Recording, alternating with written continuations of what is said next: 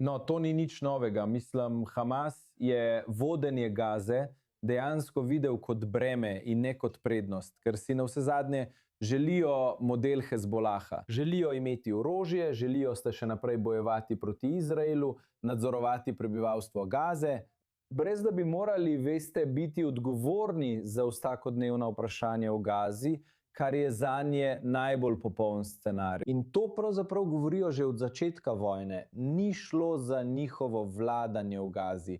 Šlo je za orožje, ker lahko nadzorujejo tisti odbor ali kakšen drug odbor ali katerikoli odbor, ki bi upravljal Gazo z svojim orožjem. Lahko bodo vsilili svojo voljo temu odboru. Kot je izraelski zunanji minister pred kratkim tvitnil, je rekel, da je to le igra Hamasa.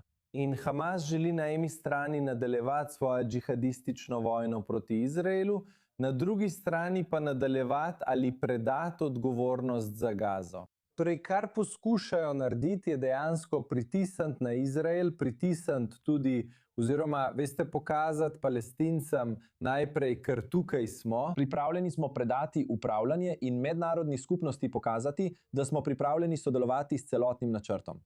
Resnica je, da Hamas želi na koncu predati odgovornost, vendar obdržati orožje, da lahko ohrani nadzor. Želijo ostati prevladujoča vojaška sila, o tem ni nobenega dvoma. In zanimiva strategija, Jonathan, se hkrati slišimo o terorističnih tunelih, slišimo o eliminacijah voditeljev Hamasa, ki so bili vključeni v usposabljanje pred 7. oktobrom. In skrb še vedno ostaja zaradi groženj, ki jih po vsem tem še vedno predstavlja Hamas znotraj Gaze. Popolnoma se strinjam z Baligom, ki je omenil Hezbolah, in točno ta model uporablja Hamas. Poglejmo Libanon. Obstaja vlada, ki se ukvarja z vsakdanjim življenjem, z zdravstvom, z izobraževanjem, s kanalizacijo, z vsemi vidiki prevoza, z vsemi vidiki normalnega življenja.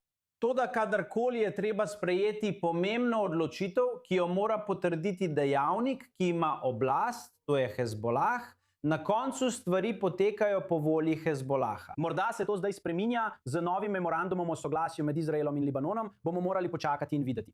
Hamas poskuša uvesti isto stvar.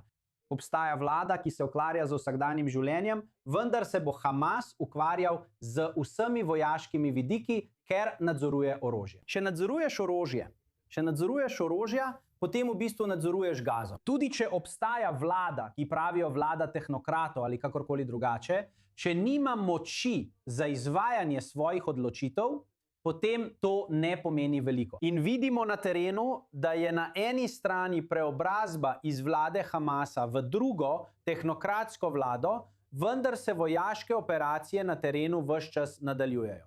Kot ste omenili, so stalni incidenti, v katere so vpleteni militanti Hamasa. Odkriti so tudi predori. Tako da ni dvoma, da Hamas postavlja vse civilne vidike na stran. Tako da se bo z njimi ukvarjal nek drug dejavnik.